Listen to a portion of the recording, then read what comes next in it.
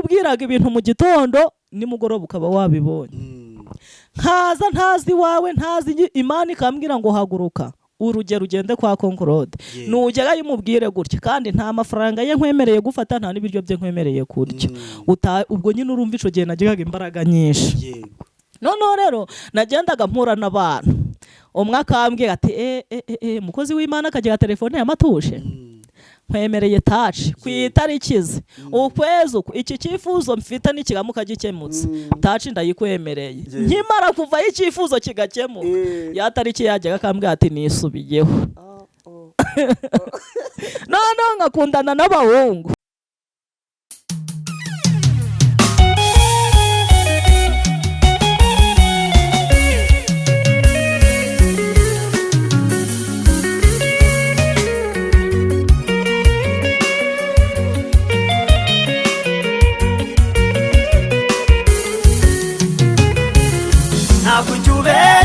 Mana ntabwo ujubeshya iyo usezeranye urasohoza ntabwo ujubeshya Mana narabibonye iyo usezeranye urasohoza ntabwo ujubeshya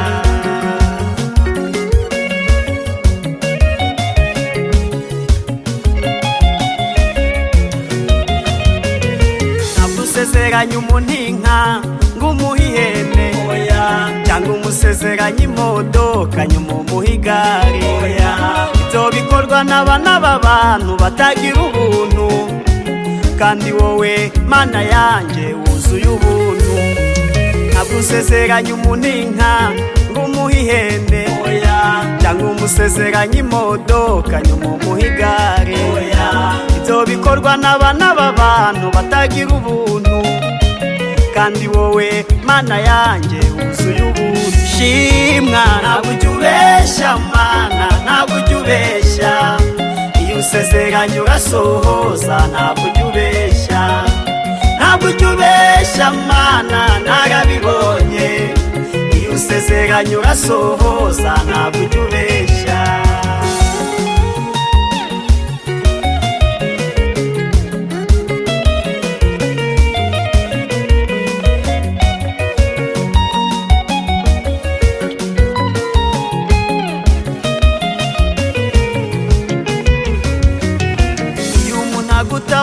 Mana ari Rubavu ntabwo umubeshya ngo ugeze Musanze kandi uri Kigali. Ubwiye uvuze ngo uratabaye ubu utabaye ibyo twabonaga bidashoboka bigashoboka. Iyo umuntu agutabaje Mana ari Rubavu ntabwo umubeshya ngo ugeze Musanze kandi uri Kigali. Ahubwo iyo uvuze ngo uratabaye ubu utabaye ibyo twabonaga bidashoboka bigashoboka. Shimwa ntabwo ujubeshya Mana ntabwo ujubeshya iyo usezeranye urasohoza ntabwo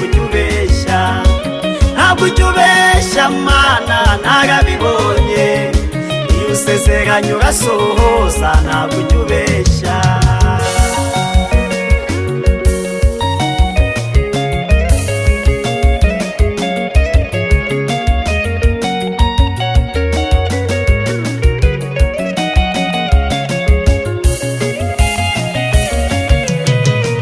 Yes, reka tubasuhuze abakunzi ba Concord TV show aho muri hose abe mu Rwanda mu ntara enye ndetse mu mujyi wa Kigali.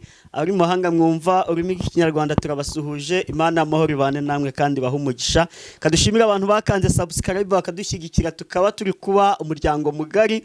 Nawe ugiye kubona iki kiganiro aribwo bwa mbere ukayikandaho. Imana iguhumugisha kandi Imana iguhuze n'abantu b'ingirakamaro. Nibyo ndi gusabira abakunzi banje.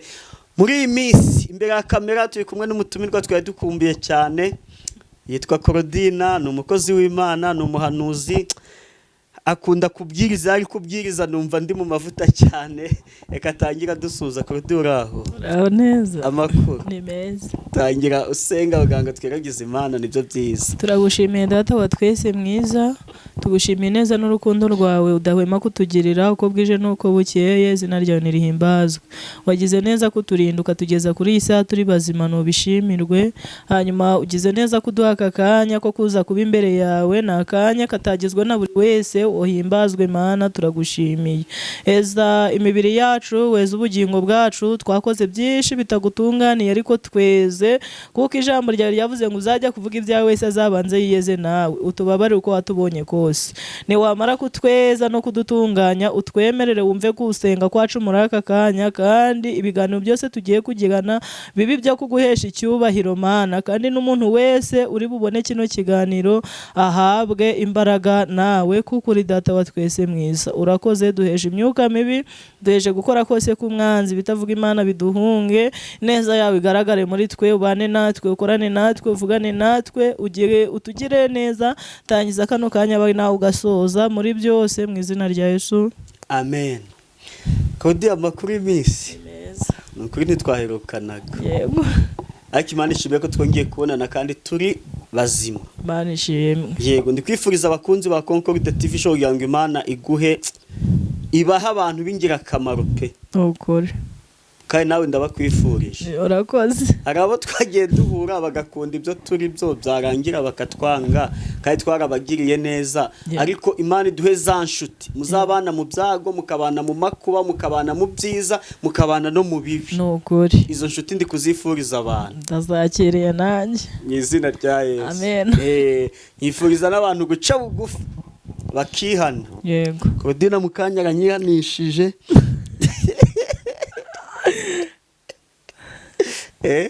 Kodi byagenze ute ko twabonanye gahita umbwira ngo warandakariye?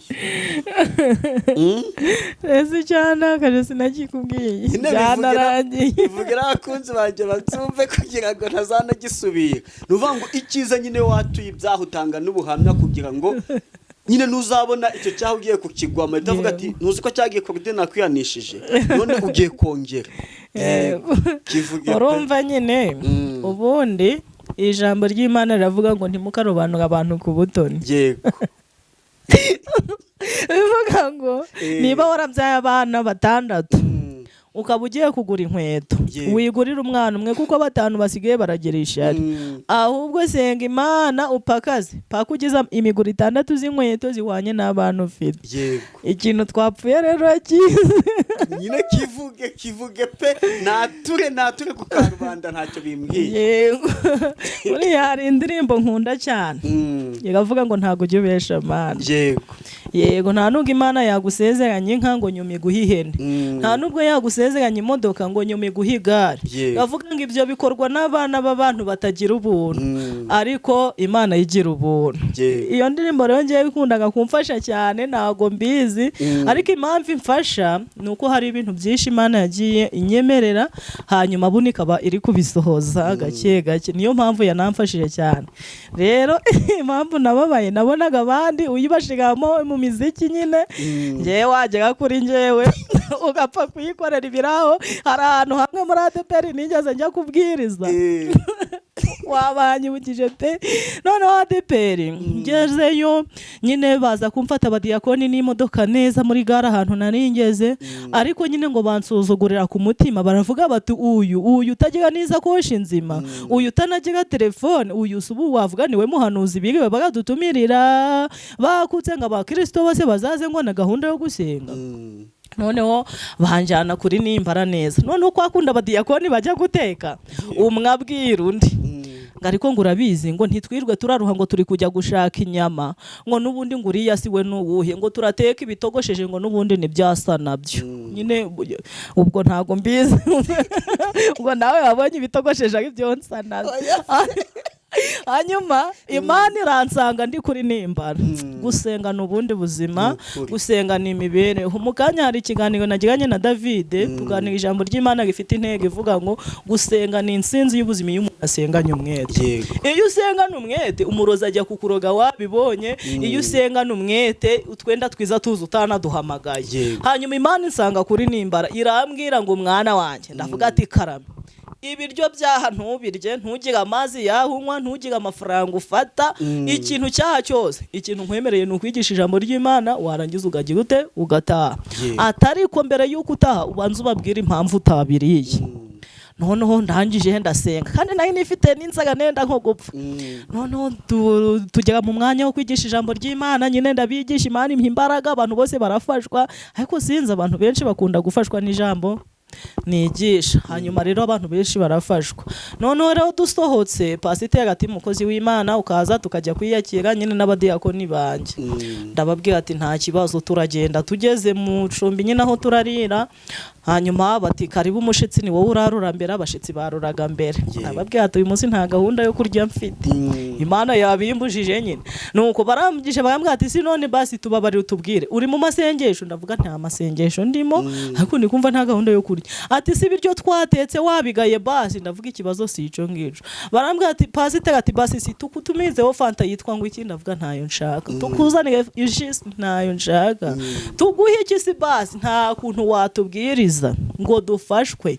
duseke nurangiza wange kuturira ibiryo ndavuga ngiye nta biryo nshaka pe ndi kumva nta kibazo bararya ariko pasiteri nyine agira ikibazo akazaje gahorarambaza none si n'ikihe kibazo ufite nkamubwaye ko ntaco barangije kurya bose bahaze ndababwira ati muzi impamvu ntariye bati ntago tuyire ngiye kuyibabwira kandi n'Imana yambwiye nyibabwire bati jewe nkigera aha badiyakoni bawe banyijujuteye baravuga ngo ubuzingu uyu n'ubundi mushitsi ngo mwatumiye ngo mukirwa muravuga none ngakaba ngo reka dupfe kuyitekera ibitogosheje nta mwanya wo kuja kubunga turi gushaka inyama ngo n'ubundi bitogosheje nibyasa nabyo Imana rero yambwiye ngo ntimbirye nta mukozi wayo kurya ibipfa ipfuye kubaho nyine nuko arangije ararira abadiyakoni bose barapfukama basaba Imana imbabazi bavuga ati nukuri ko Imana tubabarire kandi koko twabivuze kandi none ikigusetsa sindyaga inyama sindyaga amafibi nanjye ndababwira ati n'ubundi byo mwanze guteka simbiryaga n'ubundi mwari murabiteka akaba rimwe mu birya none mwatetse n'ibitobangirizwa nabyo nimwe mubiriye urumva mwihimiye ubusa none rero nawe waravuze utuye nguyu buriya asa n'ibitogosheje n'ubundi nta kigenda reka nkora ibyo niboneye n'ubundi ko ndi nukuri ntabwo ari ibyo pe ntabwo ari ibyo ngibyo pe wese wambwira uteka abandi iyo ndirimbo wibukaga kuyishyiramo ngiye wangeraho ntubyibuke ngiyewe sinzi ukuntu nibagiwe sinzi ukuntu nabyibagiwe pe nanjye ubu nibwo ndebye numvaga ko mu biganiro byawe n'ubundi ndirimbo nayishyiragamo kuko iyi ndirimbo wambwiye kuyikunda utazi nyirayo uvuga ngo wari uzi indirimbo utazi nyirayo nyuma uza kumenya ko ari yande uza kumenya ko ari yanjye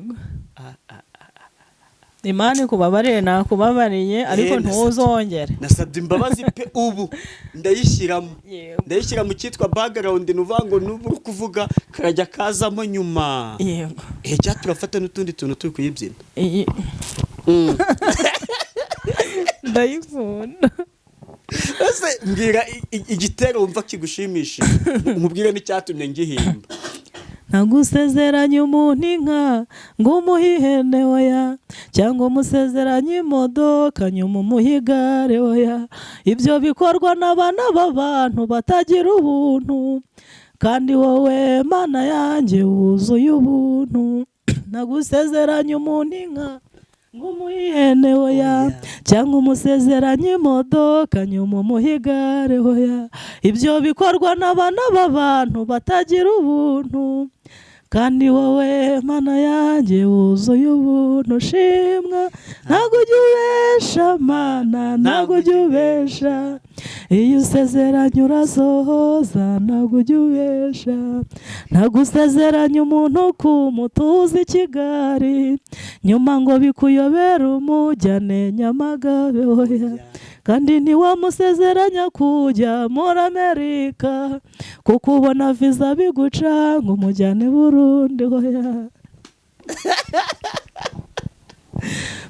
iyo umuntu agutabaje Mana ari Rubavu ntabwo umubesha ngo ugeze i Musanze kandi uri i Kigali oya ahubwo iyo uvuze ngo uratabaye uba utabaye ibyo twabonaga bidashoboka bigashoboka Haleluya uzi impamvu iyo ndirimbo nayikunze hari ibintu byinshi umuntu agenda agahura nabyo, noneho wahura nk'ijambo cyangwa n'ubuhanuzi cyangwa ukavuga uti ibi bintu byo iki kintu buriya umuntu wemeye kugishira ninjye yabwiraga. Buriya igihe wayihimbaga 2020 na 2021 na 2 naramamaye. Ubu urabyumva mbwira naramamaye ntabwo navugigaga kuri kamera nka gutya, ariko umuntu umwe nasengeye yampamagariraga undi akampamagarira undi. None ico gihe nagigaga impano, ariko n'ubu nyine ndazifite, ariko ico gihe nakubwiraga ibintu mu gitondo nimugoroba ukaba wabibonye.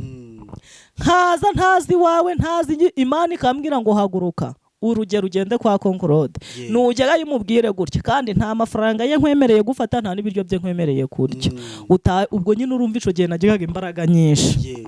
Noneho rero nagendaga mpura n'abantu, umwe akambwira ati mukozi w'Imana akagira telefone ya matushe, nkwemereye touch ku itarikize ukwezi iki cyifuzo mfite nikigamuka gikemutse, touch ndayikwemereye. Nkimara kuva y'icyifuzo kigakemuka, ya tariki yajyaga akambwira ati nisubiyeho. Noneho ngakundana n'abahungu, akambwira ati I love you, ndagukundaga cyane. Mu gitondo naje kureba nkasanga ari gutanga invitation y'ahandi. Rero Imana ntago yagusezeranya ihene ngo nyuma iyi modoka ngo nyuma iguhigare.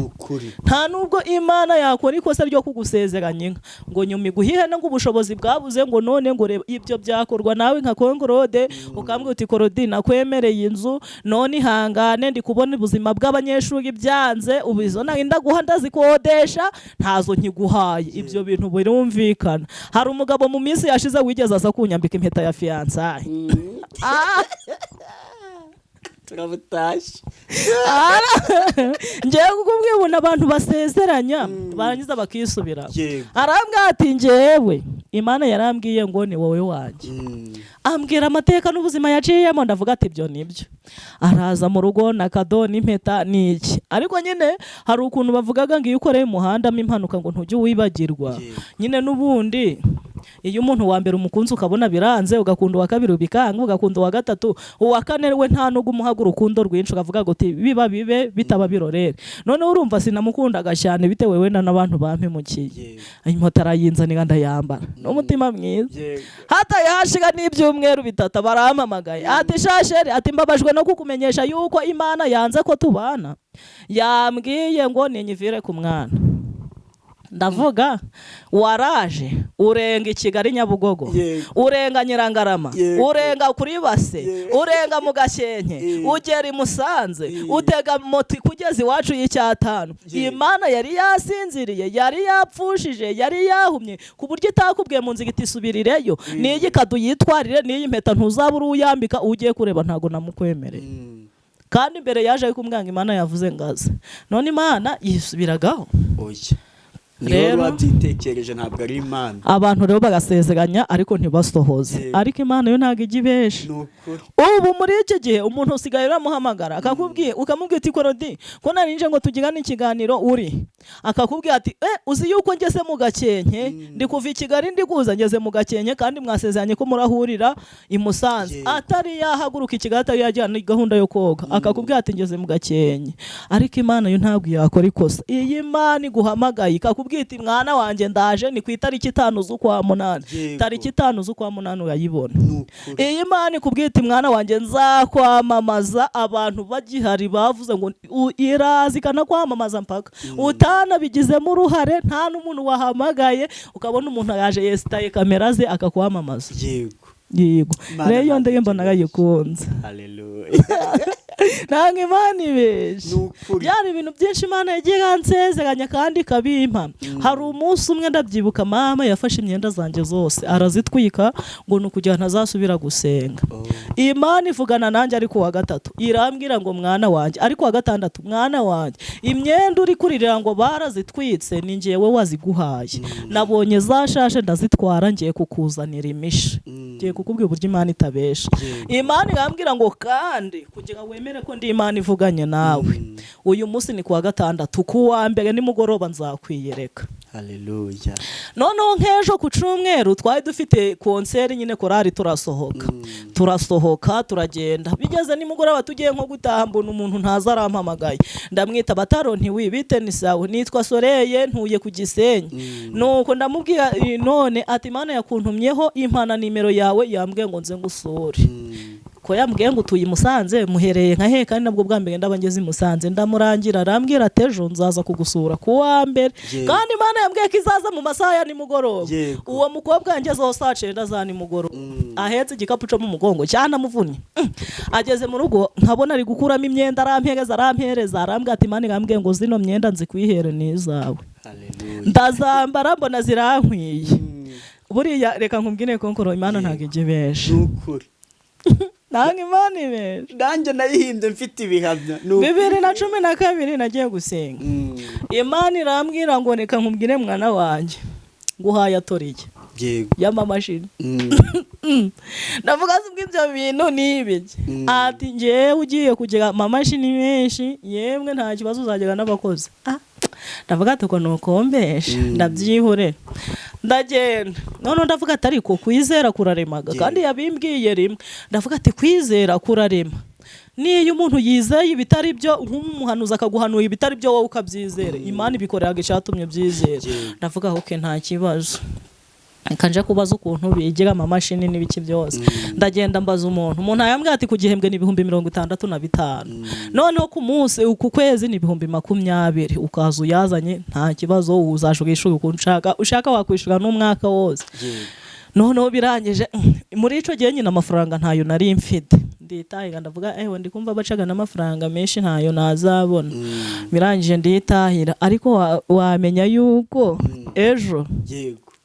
byari ejo hashize tariki 6 z'ukwa 9 uyu munsi tariki 7 z'ukwa 9 ejo ari umuntu wampamagaye arambwira ati ndakwinginze mbabarira uze duhure tuganire ejo nagiyeyo turaganira nyine arangije Kigali arangije arambwira ati ikintu nashakaga ko tuganira ni ukugira ngo umbwire mu mishinga wumva umushinga wakwiga ukakubera mwiza nyine mbese ikintu wumvaga wakwiga mu bintu by'imyuga ndamubwira ati ngiye rwose numvaga nakwiga imashini nuko sinanamubwira ko n'Imana yabinyemereye arambwira ati si buriya wumvaga byagenda ute ntahubwo ntinamaze no kubaza ibiciro buriya ku kwezi ni 20 ku gihembwe ni 65 ngiye namaze kubaza ibiciro kera ariko arambwira ati rero buriya ushobora kwishuga igihembwe ntibakwigishe neza ariko wishuye buri kwezi ukabona wenda nk'umuntu ntari kukwigisha neza wajya no kwiyishurira handi ukiga handi nuko ndavuga ati ntaribaza arambwira ati wowe genda wige igihe cyose uzabimenyeka ayo uzishura yose ninjye nzayaguha natasha mpaye n'20,000 ndaje kwishura haleluya mwamenyaniye Yesu nanga Imana ibesha nanga ibesha nukuri kundi mwamenyaniye oya wimbaza aho twahuriye cyako mwahuriye ni heza nanga Imana ibesha Mvango yabikubwiye muri 2012 none bisoje muri 2025 araza aramanurira arambwira ati Imana irambwiye ngo iguhaye atoriye y'amamashini si n'imashini muzagira Imana irambwiye ngo uzagira n'abakozi ndavuga se ubwo ibyo bintu bibaho ntihagiye undi muhanuzi ubimpanurira nditahira ibaze kuva 2012 kugeza uyu munsi ejo rero twamaye amafaranga ubu ndajya kwiga imashini ateriye nayo izahita ikurikira nurangiza kwiga mfasha icyambere no kubimenya cyane kabisa uzandodera zakudodera agakoti kabisa zaza kudodesha yo uniforme z'abana zaza kudodesha nanjye agatisi byose madama zaza kudodesha y'iribaya amafaranga yabonetse umva ateriye nigira tuzanayamamaza umva tuzayamamaza nuyitangiza tuzaza dukora ikiganiro undi tuyamamaza abantu bakugane Imana rero ntago ikibesha nukuri pe icyo nemera cyo isezerano ryatinda ariko ntirihera ntago rihera niba ari Imana yavuze umva tegereza wizeye izanabikora niba ari njye wagusezeranije ntuzabyizera nta byashoboka kuko n'urugero nshaka kukwemerera ikintu ubu mfite cano ejo bundi kavaho yego nkabura nanjye uko ngusohoreza bya bindi nakwemereye ariko Imana yabayeho, iriho kandi izahoraho. Ibyo yavuze isezerano ryayo iririnda ibihe n'ibihe cyane. Imana ishimwe cyane. 2012 2025 nibwo bizoye. Yego, abadukurikiye nyine bihangane nabo ibyo babwiwe n'umwami Imana. Yego, bategereze bizasohora. Tugiye kujya mu mwanya w'ijambo ry'Imana. Yego, babwiriza ngafashwa, eka nifashirizwe, kandi buryo ndi gufashwa bivangwa n'abakurikiye ikiganiro nabo. Nuko biba bigomba kugenda, bagomba gufashwa, nabagomba gufashwa. Yego, nuko nguko. Aha Imana turayishimiye, niyo kwezerwa ibihe byose. Muyikomezeho, Imana nta kintu na kimwe inaniwe, kandi Imana nta kintu na kimwe itakora. nukuri. Yego, iby'Imana ikora biradutangaza, nta n'uwabimenya uko biri, ariko icyo nzi nuko iby'Imana ishaka ari byo nkwiriye gukora. Ariko icyo nzi nuko iby'Imana ishaka ari byo nkwiriye gukora. Mu rugendo ntabwo nabimenya byose, ariko nzi ko nzabimenya. Ni kuki turizwa n'ibyago biriho, kandi ari byo mu gihe. Yewe ni kuki turizwa n'ibyago biriho, kandi ari ibyo mu gihe gito. Yesu nzi kufita magari ibihumbi, harimo n'iryo wangeneye. Icyo wamitiye manu kugira ngo nzagere mu ijuru. Nukuri icyo wamitiye manu kugira ngo nzagere mu ijuru amahoro. Kandi nk'uko Eliya yajyanwe n'ingoga, nanjye uko niko nzava mu isi. Ubwo ibyago byose bizaba bishize, hariho guhimba. Ubw'ibyago byose bizaba bishize, hariho guhimba. Ubw'ibyago byose bizaba bishize, hariho guhimba. Ubw'ibyago byose bizaba bishize, hariho guhimba. Kuri tuzaba ibihumbi, turamya Umukiza, tuzamuririmbira twese. Uw'Imana ikira nukamuri byose ku buntu. Kuri Imana uri Imana ikira nukamuri byose ku buntu. Uri Imana uri Imana ikira nukamuri byose ku buntu. Ni namutugiye ubu ntegereje kandi nihanganye kuzasobanukirwa byose. Mfite ibyiringiro bifite ubugingo, mfite umugabane kuri wo. Mfite ibyiringiro bifite ubugingo, mfite umugabane. Byiringiro ndabifite, mfite ibyiringiro bifite ubugingo, mfite umugabane mu ijuru. Amen. Tugiye gusoma ijambo ry'Imana rifite intego ivuga ngo nta joro ridacya. Imana ishimwe ubwo mubyumvise. Samweli wa mbere ibice 16. Samweli wa mbere ibice 16. Yego.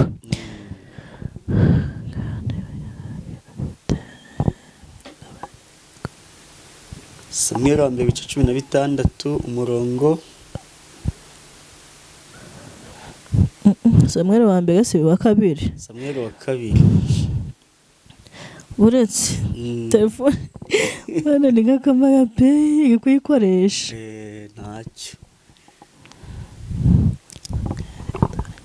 Samweli wa mbere igice 16 turasoma umurongo wa mbere. Samweli wa mbere Samweli wa kabiri. Samweli wa mbere umurongo wa mbere n'uwa kabiri turasimbuka ndababwira ahandi hantu turasoma. Umurongo wa mbere uravuga ngo bukeye Uwiteka abaza Samweli ati uzageza he kuririra Sawuli kandi nanze ko aba umwami wa Isirayeli? Uzuza ihembe ryawe amavuta ngo utume kuri Yesayi w'i Betelehemu kuko niboneye umwami mu bahungu be. Samweli arabaza ati nagenda nte ko Sawuli nabyumva azanyica? Uwiteka aramusubiza ati jana inyana y'ishashi nugerayo uvuge uti nzanwe no gutamba igitambo cy'Uwiteka.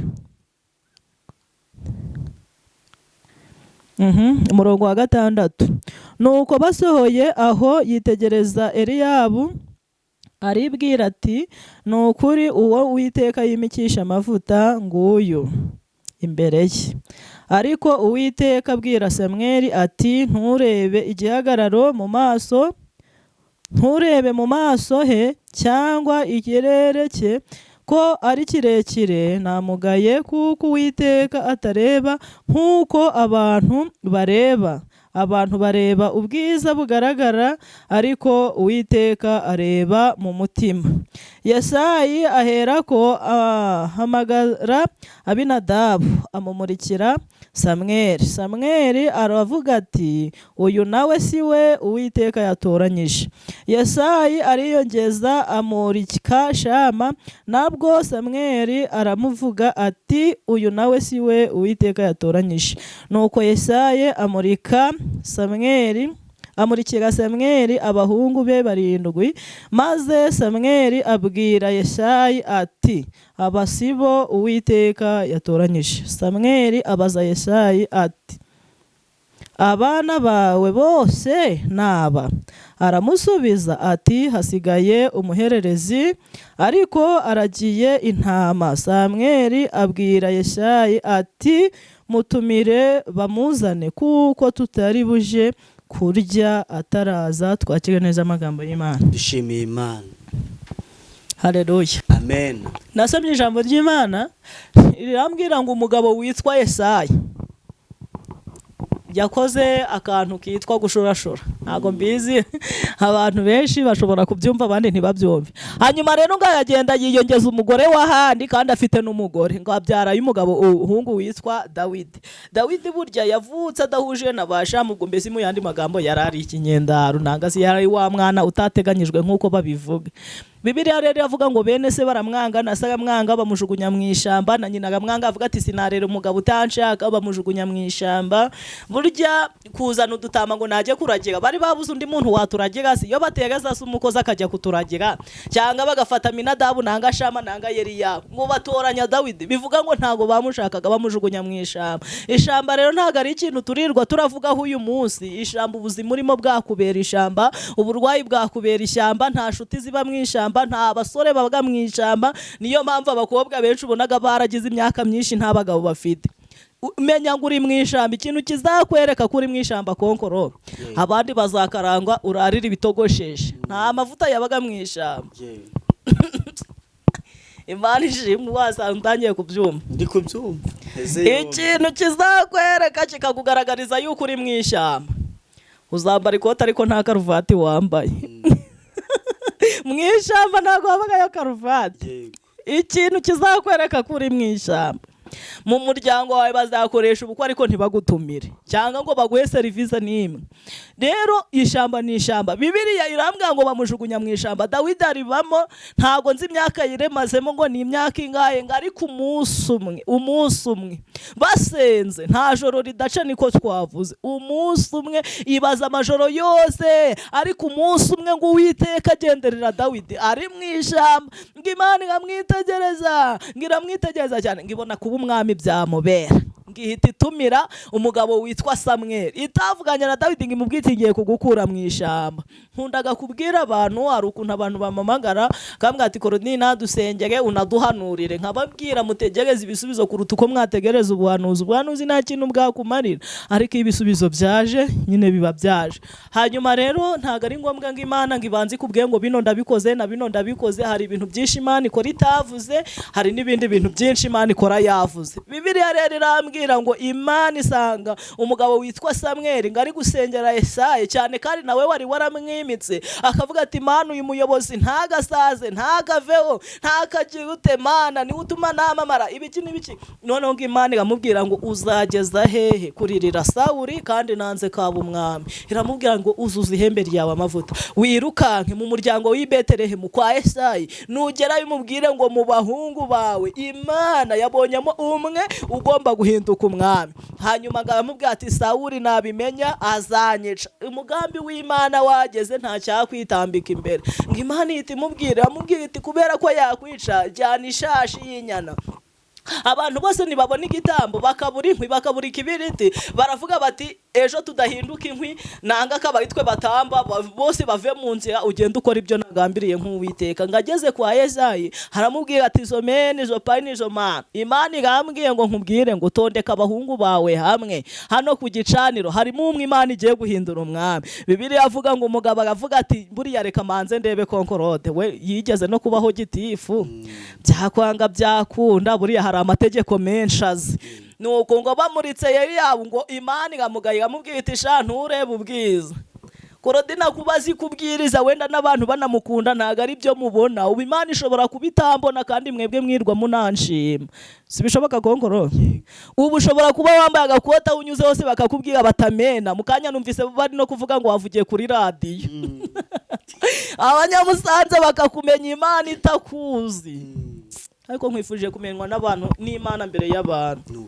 Nukuri kw'Imana uzi Imana yakumenye, ugira utuntu two mu rwiherero Imana ikatumenya. Buriya hari umunsi umwe nigeze nsenga, ariko nasenze hari ahantu nari nagiye mu bukwe, noneho umugore arambwira ngo none si mabusha wenda ukuntu nyine ari kunyirebera nambaye nanga nabyibushe, arambwira ngo none si mabusha ati karame ngo nta gaparufe witwaje ngo mpe nitere ngo iyanjye ko nayibagiwe. None ubwo twese turaseka, undi mukobwa twari twagiye gutahira ubukwe arabyumva araseka akavuga Korodini nta gaparufe nanjye ngo mpe nitere kubera nyine akazi ko ntayo mfite. None tugaseka tubihindura urwenye. Uwo mugore aratubwira ngo njenge iyo nisize amavuta ya makeya ngo nisigaga amavuta y'ibihumbi 7. Nkavuga umuntu yafata ibihumbi 7, nkumva ni ikintu cy'igitangaza kitashobora kubaho. Ariko nukuri njewe hari umuntu yetse kubwati ngo inoje ko kugurira amavuta mwana, ndi kumva umutima uri kubimata. Navuga ati tugende, njiga ngubwo agiye kugura akagese nyine na kakereri, dore n'ubu muri iyi minsi twarazamutse nitwo nisigaga. Bibiri zireka reka utwo nkubwiye tuguraga 1,000 cyangwa 2,000. Ningangubwo nyine nitwarangurira cyangwa habi habarangurira shaki kotoro kigura 7. Navuga tubwo ni mbona hagiye amanusha amavuta, bavuga bati ano mavuta ni 13,000. Avuga ati si nta yandi yari munsi yaho, abandi bati ayayi munsi yaho si batireka tukwereke. Aravuga ati njewe yari ati niyo ndi kumva humura neza naba iyo muma. Bamubwira ati yaya amavuta guraga 6,000. Mbona yavuga ngo none si ngo mu mpeza nagegesa gindi yatabura. Ati nyeza ine yatabura ni igihumbi. Mbona nyishuye 7,000, ndavuga si amavuta 7,000 nzayisiga ngenda mu muhanda.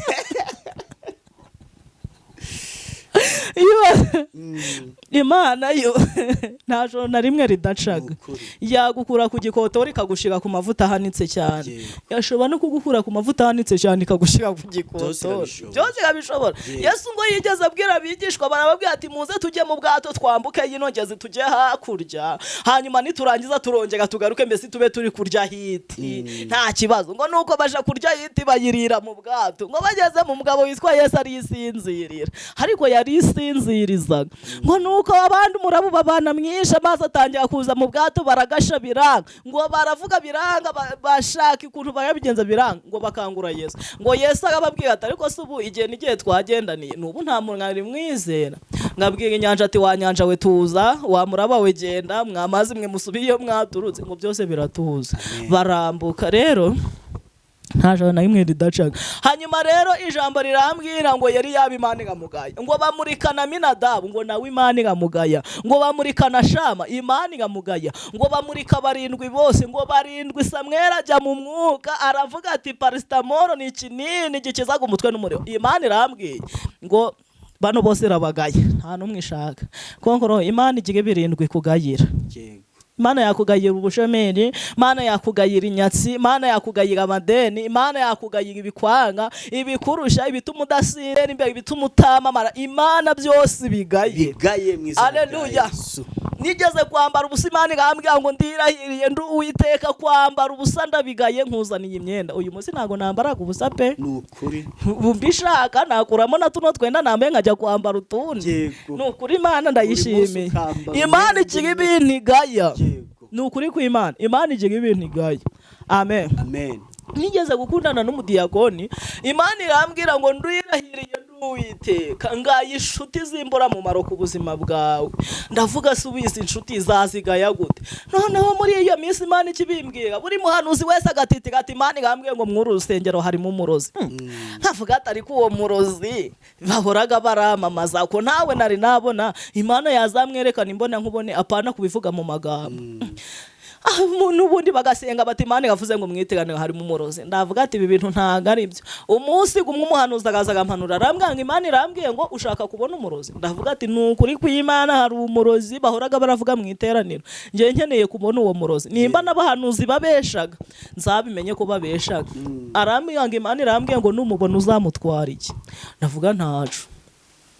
Arangije arigendera. Imana iransanga nje nyine nta muhanuzi tumye irambwira ngo Claudine mwana wanjye ndita batikara ushaka kubona umurozi.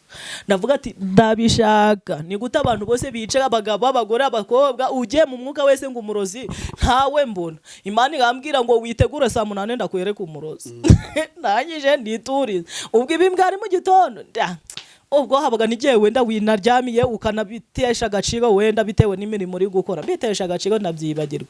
Saa 7 n'igice mutima urambwira ate ko wakwigira mu buriri ukigira kuryama nubundi ko nta nakazi uri gukora kandi bukana cye. Nagenda ndiryamira nkigera mu buriri saa 8:05 nibwo nakangutse ndeba ku isaha. Nkigera mu buriri nagagiye ndiryamira ngeze aho mbona umudiyakoni wawundi w'ishuti yaje noneho mukuru mu bandi badiyakoni. Ndaraje mbona nyina afite ibintu n'ibiki. Imana irambwira ngo si washakaga kubona umurozi. Ndumirwa nsha bugufi ndavuga ngo Imana y'irurema niyikomeye ntibazakubeshe. Ntibazakubeshe ngo abarozi ngo Claudine aravuga ngo abantu bagafashwa ngo Claudine ngazi ntibazakubeshe. Imana niyikomeye nta muntu numwe ukomeye ku isi. Hanyuma rero ijambo rirambwira ngo birindwi Imana igabagaya nawe igire birindwi kugayira nanjye igire birindwi ngayira. Abantu bose bankurikiranye Imana igira ibintu birindwi ibagayira. Turi muri aya masengesho cyangwa se turi muri kano kanya.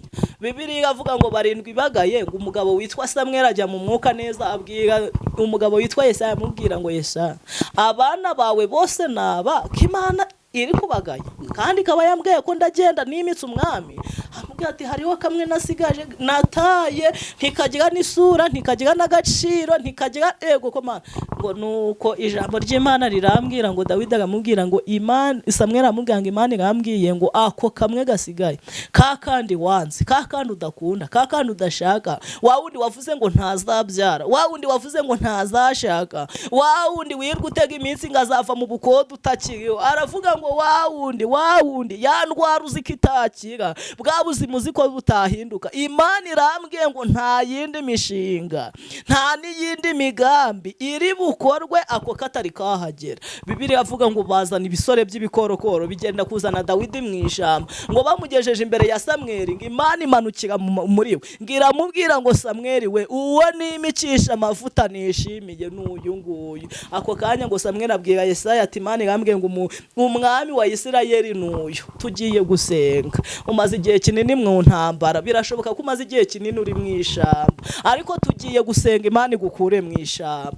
Siko wanyu ntiyashobora kugukura mu ishamba, wonkere wawe ntiyashobora kugukura mu ishamba, amashuri wize ntago yagukura mu ishamba, sheri wawe ntiyagukura mu ishamba, Korodine uri imbere yawe sinagukura mu ishamba. Ari umugabo umwe wigeze kuza ngo dukundane noneho yagatanye n'umugore we neza muri Gatanya, baratanye, none agaza ngo dukundane. Hashize iminsi mike nyine turi gukundana, turi gucatinga, arambwira ati ariko Korodina mwana ubundi wazanye impera tukikorera ibyo abandi bakoraga. Ndarakara ndamubwira ati sinzongeye no kumamagara ubwo nyine.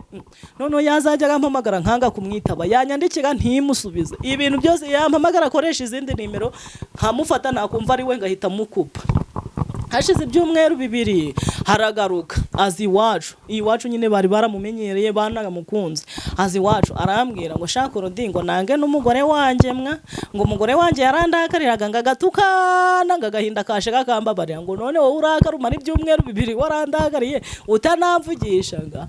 Rero nta kintu na kimwe umuntu yakumarira. Ushobora kwirukika ku muntu uri kubona ariho ubutabazi bwawe buri, ugasanga ahubwo ni ugukomekeje kuruta uko wari ukomeretse. Hungera kuri Yesu. Imana yonyine niyo ushoboye kugukura mu ishamba. Tugiye gusenga ishamba umazemo iminsi. Abandi barakora wowe ukahomba, abandi barahinga wowe bakeza wowe ukarumbya, abandi baracuruza bakunguka wowe wacuruza ugahomba. Tugiye gusenga iryo ni ishamba. Ubuzima bubi bwakubera ishamba, kudakundwa byakubera ishamba, abandi baramamara wowe ntiwamamare, ni ishamba utuyemo. Ikibazo si uko udasenga, ikibazo si uko uri na mubi, ikibazo nta nubwo ari uko utarenze, ahubwo ikibazo ni ishamba urimo. Tugiye gusenga Imana iguhagurutse mu ishamba wari urimo, ikwinjiza ahantu hazima. Reka dusenge. Imana turagushimye kandi turaguhimbaje, tugushimiye kuri Imana ikora ibirenze. Uri Imana inyuze inzira abantu batabonaga inzira ukazihanyuza. Hari umurimbyi wavuze ngo iyo utabaye umuntu bumutabaye nta kindi kintu cyabihindura. Hanyuma Uwiteka Imana nyingabo twaye dusenze kugira ngo abantu bose muri uyu mwanya bankurikiye bari mu ishamba ubahagurutse mu ishamba, abari mu ishamba ry'amadeni ubakure mu iri shamba, kandi kugira ngo uribakuremo nuko aya madeni uyishura. Abantu bari mu ishamba ry'ubukode ubakure mu bukode, nubahamaze ishamba bazaba barihagurutsemo. Abantu bari mu ishamba ryo kutabyara ubakure mu iri shamba, abantu bari mu ishamba ryo kudashaka ubakure mu iri shamba. Twari dusenze kugira ngo abantu bafite ishamba ryo kuteza ubakure mu iri shamba, abantu bafite ishamba ryo kudahirwa ubakure mu iri shamba, abantu babaswe n'ishamba ry'urwangano bakure mu iri shamba. Iri shamba ni ribi, mu ishamba nta shuti zibamo, mu ishamba nta mihayire myiza ibamo, mu ishamba nta shuti, nta diporome, nta perime zibayo. Ariko twari dusenze turi kuvuga ngo buri muntu wese udukurikiranye isa umukure mu ishamba mu izina rya Yesu Kristo. Kandi ntubakure mu ishamba gusa, ahubwo ugire birindwa ugaya,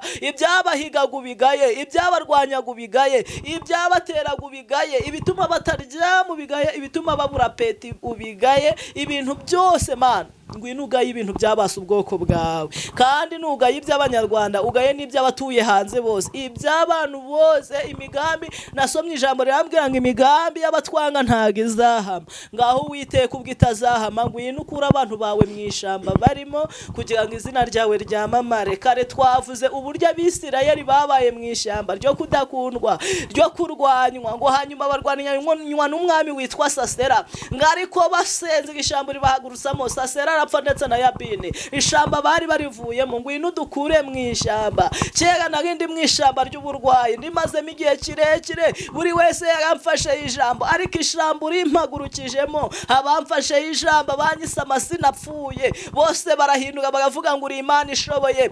Moridekayi ari mu ishamba agiye kumanikwa, ishamba arimukuye amatambagizwa umurwa. Twari tukwinginze kugira ngo dukure mu ishamba Mana, ishamba ryatubereye inzitizi ryatubereye ingorane, turi mu iri shyamba, ntawe ukituvugisha, ntawe ukidukunda, ibyacu ntibitera imbere, tujya gutera imbere bikanga, ni ukubera ishyamba. Ariko twari dusenze kugira ngo udukure mu ishyamba Mana. Urakoze kuri Mana yumva gusenga, kandi urakoze kuri Data wa twese mwiza. Ngaho ngwino uganze utegeke ku bwoko bwawe, abagabo bose ubaha umugisha, basore bose ubaha umugisha, babyeyi bose ubaha umugisha, bakobwa bose ubaha umugisha, bana batoya bose ubaha umugisha, mu izina rya Yesu Kristo. Kandi n'abanyeshuri bose ubaha umugisha. Tugirire neza Mana, tugirire neza Mana, uko wagiriye neza Dawidi akava mu ishyamba akisanga ari umwami wa Isirayeli. Twari dusenze ngo natwe tugirire umugisha Mana, twisange turi mu mahoro yawe. Urakoze Uwiteka, manura umwuka wawe wuzuye ku bahanuzi bavuga butumwa, wongeye ubuzuza amavuta mu izina rya Yesu Kristo.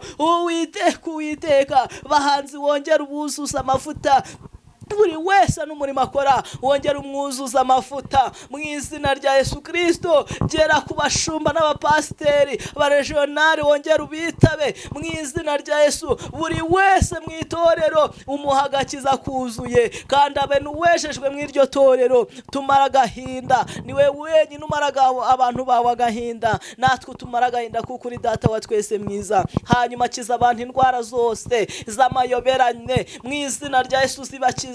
Kandi abantu bawe bashonje baha ibiryo, abantu bawe bambaye ubusa bambike, abantu bawe batagira icyo gukora baha icyo gukora mu izina rya Yesu. Abantu bawe bababaye ngwino bamara agahinda, abantu bawe bafunzwe bafungure mu izina rya Yesu Kristo. Twari dusenze ngo abantu bawe bafite amadeni uyishure, abantu bawe bari mu bukode ubishurira, kandi abantu bawe Mana babuze urubyaro rubahe, abantu bawe batwite bazabaha abana bazima, kandi abantu bawe Mana bafite intimbabarira buri munsi birwa baganya bakarabaganya, bose bamara agahinda kubera kuri Data. Urakoze uru Rwanda rwacu rwuzuza amahoro, rwuzuza ituze, rwuzuze mwuka wera, kandi ntubigire abanyarwanda gusa cyangwa ngo ubigire u Rwanda gusa, ibihugu byose bituye iyi si byose Mana mwuka wera bigaragaremo. Urakoze kuri Mana yumva gusenga, bayobozi bose ukomeze ubahe uburame, kandi ukomeze ubahe ibyishimo, ndetse ukomeze ubahe n'amafaranga. Niyo mbasabiye Uwiteka mu izina rya Yesu,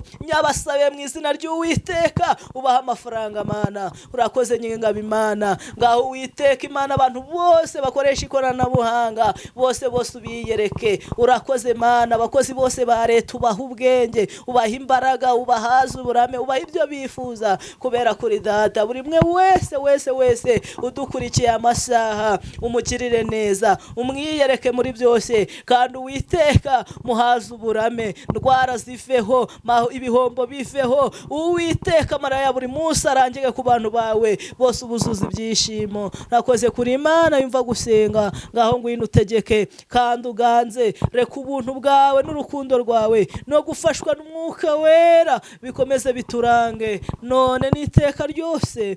Amen. Amen. Kodi Imana uguha umugisha mwinshi cyane, amavuta w'Uwiteka ntakakubureho. Amen. Reka n'undi uduhe nimero ku buryo wakwifuza yaguhamagara. 078 661 51 830 078 61 51 830.